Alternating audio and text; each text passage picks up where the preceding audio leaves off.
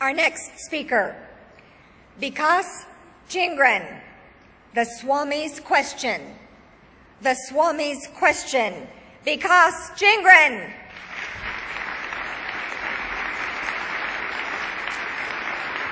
Thank you.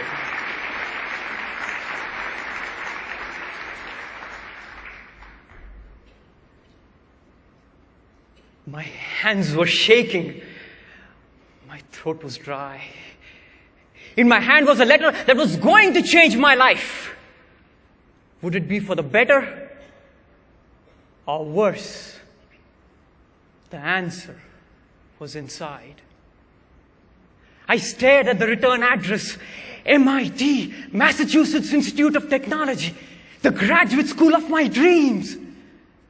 Would it begin with congratulations? Or you've got to be kidding.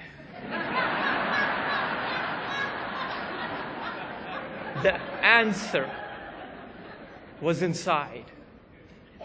My mind drifted back to the time when it all began, 14 years ago.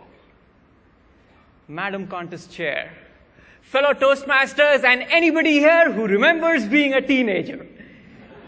The year was 1989. I was a teenager and my parents were desperate. Sounds familiar, doesn't it? College was just a few years away, and my grades, not there.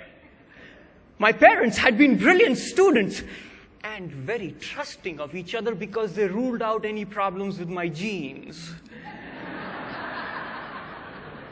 But having tried everything, from counseling to mentoring, from threatening to explaining, they finally turned to the supernatural,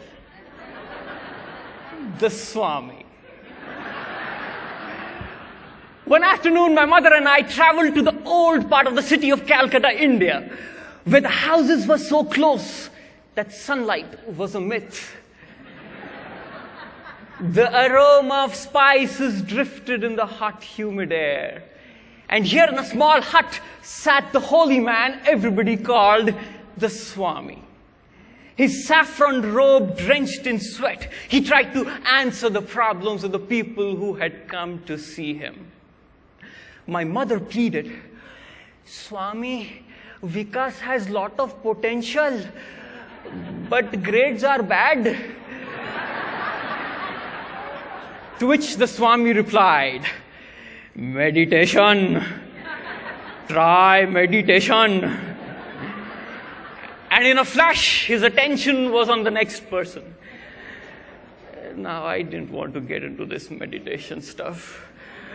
But one look at my mother, and I knew I would have to give it a try.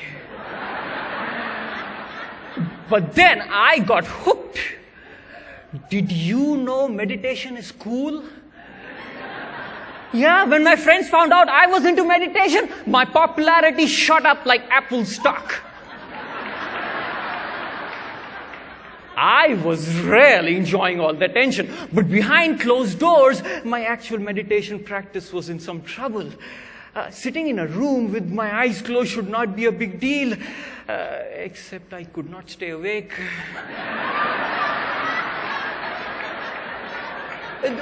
The moment I closed my eyes, I was sleeping like a baby. But this meditation was making me so popular, I had to do something about it. So Mom and I went back to the Swami. Ask yourself question, who are you? Yeah. Have you ever looked at modern art and wondered which side is up? My visit to the Swami was equally confusing. Over the next few months, I tried hard to answer the Swami's question, and then miraculously, my grades started to improve. So much that I got into a good undergraduate school in India. Freshman year in college. What's not to like about that? Out went meditation and in came girls. And then came my first semester grades. I felt like life had kicked me in the stomach.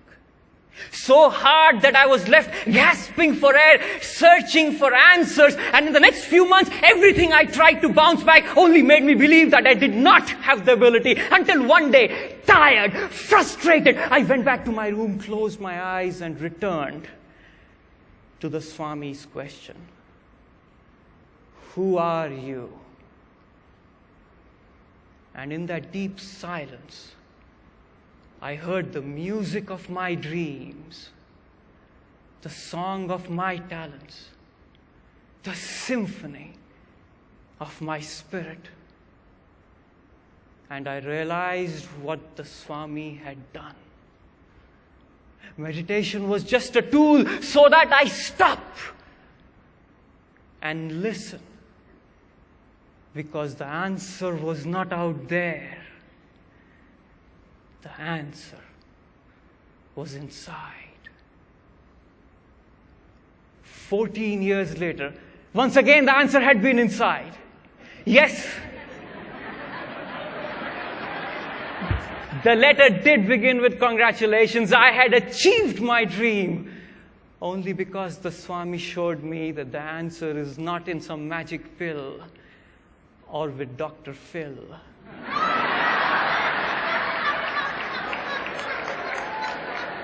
The answer had always been inside. Friends, have you ever looked inside? What if the answer to your problems is not out there? What if the answer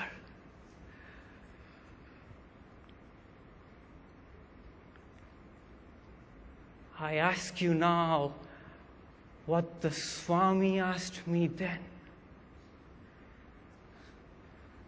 Who are you?